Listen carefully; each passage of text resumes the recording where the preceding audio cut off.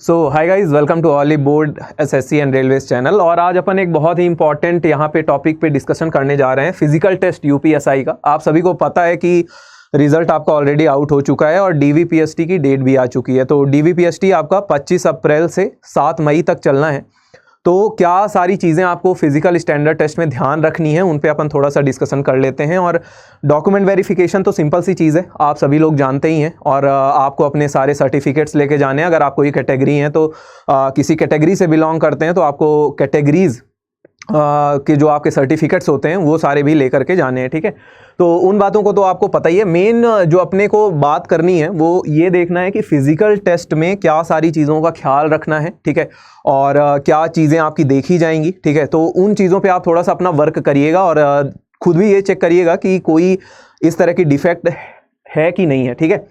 चलिए, तो अभी इस पे भी बात करेंगे कि जो आपका रनिंग है ये कब होने वाला है। एक्चुअली में रनिंग ऐसा समझिए कि अगर 7 मई तक आपका डीवीपीएसटी चलेगा तो ऑलमोस्ट आपका फर्स्ट वीक ऑफ मई में ही रनिंग का भी शुरू हो जाएगा, जिन बच्चों का डीवीपीएसटी हो गया होगा। और अगर नहीं हुआ तो 7 मई के बाद बहुत ही जल्दी आपका 10 मई से पहले पहले ही रनिंग आपकी स्टार्ट हो जाएगी। मेन बात करना है फिजिकल टेस्ट डिटेल्स की। चलिए, तो इसी पे बात कर लेते हैं और क्या सारी चीज़ें आपकी रहेंगी। तो बात करना है अपने को हाइट एंड वेट पे, ब्लड टेस्ट पे, आपको यूरिन टेस्ट, आई विजन क्या सारी चीज़ें देखी जाएंगी, कलर ब्लाइंडनेस में क्या सारी चीज़ें देखेंगे, आर्म्स, हैंड्स, फुट एंड आपका नाक, कान और दांत, नोज, ईयर एंड टीथ, उनके बारे में वहाँ पे देखा जाएगा, ठीक है। तो एक एक करके देखते हैं, सारी चीज़ों पे डिस्कशन करते हैं क्या सारी चीज़ें रहेंगी। तो अगर हाइट की बात करें और जिसे कहते हैं कि बीएमआई है ना, बॉडी मास रेशियो, या आप कह सकते हैं हाइट का वेट के साथ क्या चेंजेस रहेंगे, तो आप यहाँ पे पूरी डिटेल देख सकते हैं आपका हाइट वाइज मेल और फीमेल दोनों के लिए, ठीक है। तो मेल में आपकी हाइट के अकॉर्डिंग आपका आइडियल बॉडी वेट क्या होना चाहिए। फॉर एग्जांपल की अगर मैं एवरेज हाइट की बात करूं तो मेल की एवरेज हाइट लगभग 5.5 फुट से 6 फुट के बीच हम मान लेते हैं, ठीक है। तो ये आपकी लगभग एवरेज हाइट है, ठीक है। 5.5 से 6 फुट के बीच मेल्स होते हैं। तो अगर आप देखें तो लगभग 5.5 फुट की हाइट यहाँ पे है आपकी 55 से 68 किलो के बीच में, और लगभग 6 फुट की जो हाइट है वो 72 से 89 kg के बीच में। तो आप यहाँ पे ध्यान से देखिएगा, आप ये देखिए कि आप किस हाइट में, किस कैटेगरी में बिलोंग करते हैं, ठीक है। और उसके अकॉर्डिंग आपका वहाँ पे वेट आ जाएगा। फीमेल्स को एक चीज़ का ध्यान रखना है, वो ये चीज़ है कि उनका बॉडी वेट जो है वो 40 kg से अबव होना चाहिए, इर्रिस्पेक्टिव ऑफ द हाइट। क्योंकि अगर 40 kg से कम आपका बॉडी वेट है तो वो बहुत वीक मान लिया जाएगा, और आपको फिर अपनी यहाँ पे हाइट के अकॉर्डिंग अपना वेट देखना है। तो कोई भी अगर ऐसी लड़कियां हैं जिनका वेट बहुत ही कम है, 40 kg से भी कम है, तो आपको वेट वहाँ पे अपनी बढ़ाने की ज़रूरत है। तो ये तो आप देख ही सकते हैं, ठीक है। और फिर मेन है ब्लड टेस्ट। अच्छा, ब्लड टेस्ट में इस तरह से ब्लड टेस्ट नहीं होना है कि भाई आपका ब्लड ग्रुप क्या है ना, इस चीज़ से नहीं फ़र्क पड़ता। मेन ब्लड टेस्ट ये है कि आपकी डिसीजेज वगैरह देखने के लिए कि अगर आपको कोई प्रॉब्लम तो नहीं है, ठीक है, और किसी प्रकार की कोई क्रोनिक डिसीज़ तो नहीं है, ठीक है, या कोई हेरिडेटरी डिसीज़ तो नहीं है। तो उन सारी चीज़ों के लिए आपका ब्लड टेस्ट लिया जाएगा, ठीक है। एक सैंपल लेंगे और उस सैंपल से आपका ब्लड टेस्ट होगा। तो ये सिंपल सी चीज़ है, ये तो इसमें आप भी कुछ नहीं कर सकते, है ना। जो ब्लड टेस्ट आना है वो तो ब्लड टेस्ट आना ही है। और आई विज़न टेस्ट ये मेन है। अगर आपका आई विज़न टेस्ट ऐसा समझिए कि अगर बेहतरीन गया या किसी तरह की कोई डिफेक्ट नहीं रही तो वो सबसे ज़्यादा इंपैक्ट डालता है, क्योंकि मेन टेस्ट आपका आई विज़न टेस्ट होता है, ठीक है। इसमें आपका दो चीज़ें, एक 6/9 विज़न और एक आपका 6/6 विज़न, ये जो दो विज़न है, ये जो दो क्राइटेरिया हैं, ये मेन आपके देखे जाते हैं, ठीक है। आपका जो हेल्दी आई है वो 6/6 विज़न, मतलब कि आपको परफेक्ट दिखना चाहिए। इस तरह का आपको कुछ वहाँ पे मैट्रिक्स दिखाए जाएंगे और इनको आपको पढ़ना है, ठीक है। आपकी एक आंख से, ठीक है, एक आंख आपकी ढक दी जाएगी, दूसरी आंख से आपको पढ़ाएंगे, लेफ्ट और राइट दोनों आईज से, और आपको पढ़ना है। और अगर आप देखें तो यहाँ पे जो आपका यहाँ पे विज़न है, यहाँ पे आप देख सकते हैं ये 6/9 विज़न है, मतलब ये वाली लाइन आप क्लियरली पढ़ें, और ये आपका 6/6 विज़न है, यानी ये लाइन आपको क्लियरली विजिबल होनी चाहिए, ठीक है। तो ये आपका आई टेस्ट माना जाएगा। मान लेते हैं कि अगर किसी को स्पेक्ट्स लगते हैं तो ऐसा कुछ नहीं है कि मतलब आप चश्मा नहीं लगा सकते। जो चश्मा लगाते हैं, जिनको स्पेक्टिकल्स लगते हैं, जिनको मायोपिया की प्रॉब्लम है, ठीक है, तो उनके लिए भी टेस्ट है। बाकायदे आपके डॉक्टर जो हैं वो एक टेस्ट करेंगे, और ऐसा ना हो कि मतलब बहुत ही ज़्यादा डिफेक्टिव अगर नहीं है आँख और थोड़ा सा विज़न डिफेक्ट है, थोड़ा सा मायोपिक प्रॉब्लम है ना, जिसे निकट दृष्टि दोष भी हम कहते हैं, तो वो आपका चश्मा भी वहाँ पे एलिजिबल है। मतलब ऐसा नहीं है कि अगर आपको चश्मा लगता है तो आप बाहर हो जाएंगे, ठीक है। तो मेन आई विज़न टेस्ट ही होता है। फिर अगर आप अगला टेस्ट अगर देखेंगे अपना यहाँ पे। तो ये है कलर ब्लाइंडनेस। अच्छा, ये भी एक इंपॉर्टेंट टेस्ट है। बेसिकली आपको पता होगा हमारे जो प्राथमिक रंग है, प्राइमरी कलर्स हैं, वो रेड, ग्रीन और ब्लू होते हैं। ठीक है, रेड, ग्रीन और ब्लू, ये तीन हमारे प्राइमरी कलर्स होते हैं। ठीक है, जो हमारी आंख में प्रेजेंट होते हैं और जिनके कारण हम डिस्टिंग्विश कर पाते हैं कलर्स के बीच में। तो कुछ आपको ऐसे फिगर दिखाए जाएंगे, कुछ ऐसा वहाँ पे इमेज शो होगी, और अगर आप इमेज के अंदर देखेंगे ध्यान से, तो अगर आप कलर ब्लाइंडनेस नहीं है आपको, ठीक है, वहाँ पे, तो आपको यहाँ पे नंबर दिख रहा होगा 12, 8, यहाँ पे आपको 29, 57। ठीक है, तो अगर आप ये कलर्स और ये नंबर्स रिकॉग्नाइज कर पा रहे हैं, मतलब आप लाल कलर, नीला कलर, है ना, रेड कलर और ब्लू कलर और हरा यानी ग्रीन कलर, इनके बीच में आप डिस्टिंग्विश कर पा रहे हैं, यानी आपको कोई कलर ब्लाइंडनेस नहीं है। ठीक है, तो ये एक टेस्ट होगा। इसके अलावा अगर हम देखें तो आर्म्स और हैंड्स का टेस्ट। ठीक है, अगर हम आर्म्स देखें, ठीक है, पूरा जो आपका हाथ रहेगा, ये देखिए, ये है नॉर्मल जो एक्सेप्टेबल है, जिसमें आपका हाथों का अलाइनमेंट एकदम स्ट्रेट है। ठीक है, आपके हाथों का अलाइनमेंट एकदम स्ट्रेट है। अगर आप देखें तो यहाँ पे ये जो डिफेक्टेड है, आपने देखा होगा कुछ लोगों के हाथ थोड़े से ऐसे आउटर, बाहर की तरफ खुले रहते हैं, और कुछ लोगों के हाथ ऐसे अंदर की तरफ बेंट रहते हैं। तो ये दोनों जो आपके हैं, ये क्या है, ये आपके डिफेक्ट है। यहाँ से आप क्या कर दिए जाओगे, बाहर कर दिए जाओगे। तो ये क्या है, डिफेक्ट है। क्या है आपका नॉर्मल आपका स्ट्रेट हैंड्स होने चाहिए।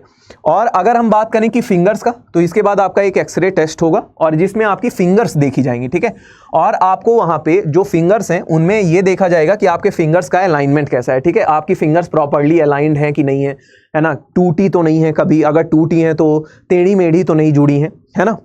हालांकि अगर बहुत ज़्यादा डिफेक्ट नहीं है फिंगर्स में, स्पेशली अगर फिंगर्स में बहुत ही माइनर डिफेक्ट है, या बचपन में कभी चोट लग गई, थोड़ा बहुत डिफेक्ट आया है फिंगर्स में, तो वो इतना मैटर नहीं करता और आप उससे फेल भी नहीं होंगे, जब तक कि कोई ड्रास्टिक चेंज ना हो कि सीधे ही आपकी फिंगर टेढ़ी है ना, तो तब तक आपको कोई प्रॉब्लम उसमें नहीं होगी। तो ये आर्म्स और हैंड्स से रिलेटेड था।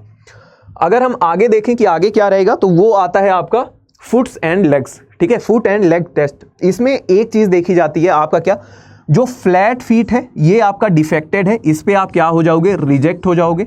और जो ये आपका है, ये क्या है, नॉर्मल फीट है।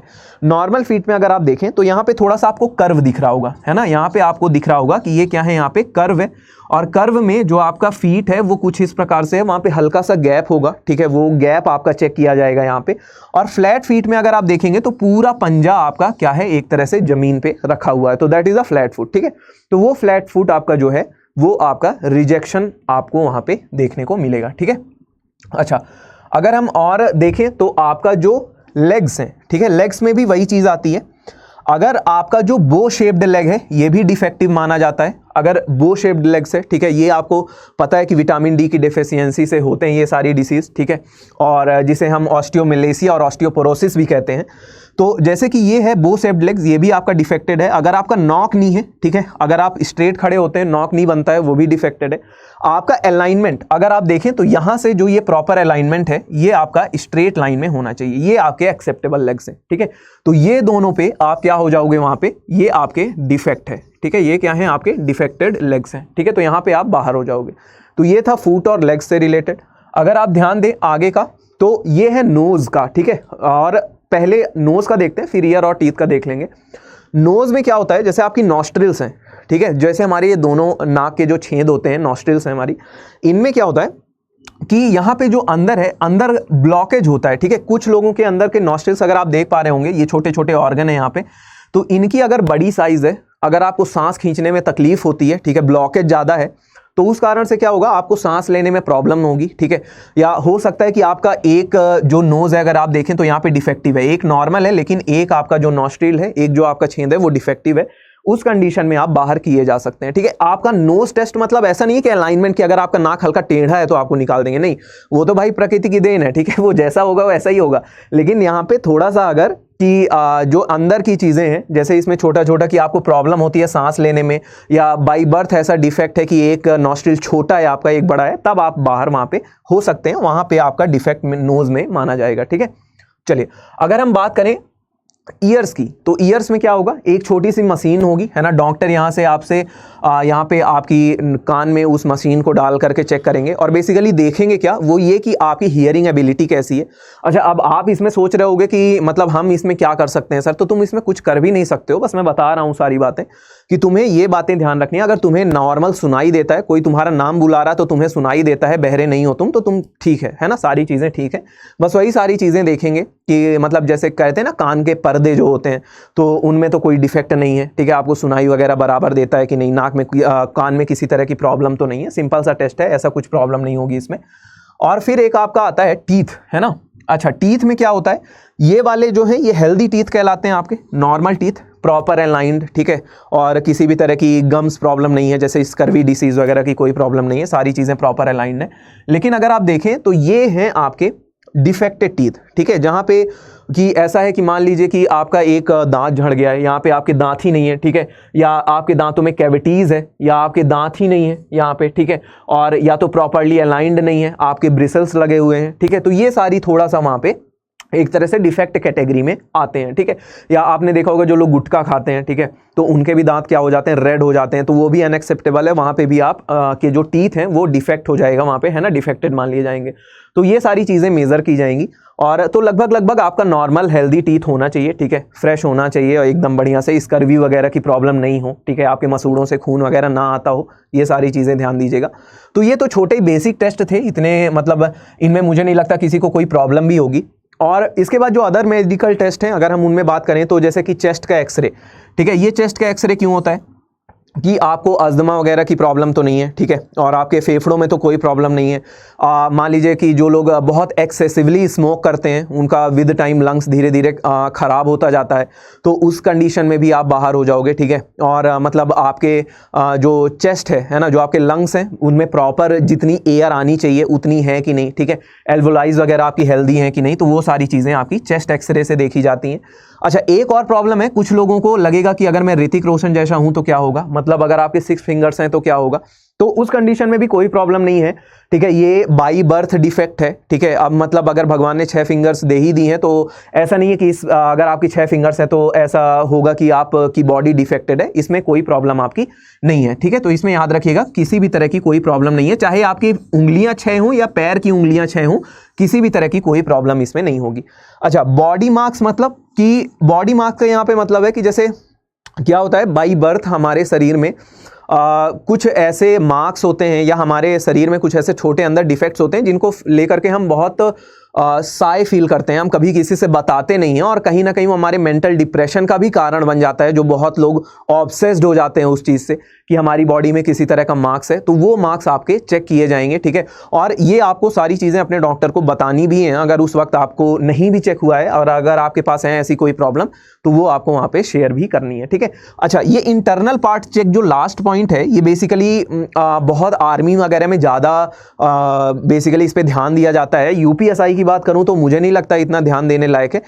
इंटरनल पार्ट्स में ऐसा कि जैसे कि मतलब बेसिकली इन सब में जैसे कि आपने सुना होगा बवासीर वगैरह, इन सारी चीज़ों का चेक किया जाता है कि आपको इंटरनल बॉडी ऑर्गन्स में किसी भी तरह की कोई प्रॉब्लम तो नहीं है, कोई किसी तरह की सेक्सुअल डिसीज़ तो नहीं है आपको, ठीक है। तो जैसे कि आपका एड्स हो गया, एड्स तो प्रॉपर आपके ब्लड टेस्ट में ही आ जाएगा। फिर जैसे सिफिलिस वगैरह हो गया, सिफिलिस वगैरह से कोई प्रॉब्लम तो नहीं है इंटरनल पार्ट्स में, है ना। तो इन सारी चीज़ों का आपका यहाँ पे चेकिंग किया जाएगा। तो ये सारे मेडिकल टेस्ट थे, और उम्मीद करता हूँ सारी बातें आपको समझ में आई होंगी, ठीक है। और इन्हीं सारी बातों का ध्यान रखिएगा। एक चीज़ तो और थी आपका, जैसे कि मैंने बोला था कि DVPST के बाद रनिंग होगा, है ना। तो रनिंग तो आप सभी को पता ही है कि आपको रनिंग वगैरह में क्या चीज़ें देखनी होती हैं। 4.8 किलोमीटर मेल्स की रनिंग होती है ना, 4.8 किलोमीटर 4800 मीटर कहते हैं जिसे, है ना, लगभग उतना आपको रनिंग वगैरह में देखना होगा। तो वो आपको डिटेल्स पता ही हैं कि वुमेन और मेल की रनिंग में कितने टाइम में कितना दूर आपको दौड़ना पड़ता है, तो वो आप देख लीजिएगा। वो आपका DVPST के बाद ही होगा, जहाँ तक है 7 मई के बाद ही आपका रनिंग होगा। तो जो बच्चे मतलब डॉक्यूमेंट वेरिफिकेशन तो मुझे नहीं लगता किसी के कोई डॉक्यूमेंट की मिसिंग होगी कि वो DV में फेल होंगे, लेकिन जो लोग PST वगैरह क्वालिफाई कर जाएंगे तो जल्दी उनका रनिंग भी स्टार्ट हो जाएगा, ठीक है। तो ये बातों का ख्याल रखिएगा, ठीक है। और सारी चीज़ें इंप्रूव करिए, रनिंग करते रहिए, ठीक है। आपका DV की एडमिट कार्ड भी आउट हो चुका है, सबको पता है 25 अप्रैल से DV है, तो बढ़िया से जाइए, DV दीजिए, PST कराइए और रनिंग की प्रैक्टिस करिए। लाइक करके ज़रूर दोस्तों के साथ वीडियो शेयर करिए, कमेंट करके बताइए क्या आपको जितना भी मैंने फिजिकल स्टैंडर्ड बताया किसी भी तरह की कोई प्रॉब्लम है, अगर आपको है तो आप कमेंट सेक्शन में ज़रूर बताएं। शेयर करें दोस्तों के साथ, नए हैं तो सब्सक्राइब करें Oliveboard SSC and railways channel को। मिलते हैं अगली वीडियो में, तब तक के लिए ख्याल रखिएगा, take care and bye bye.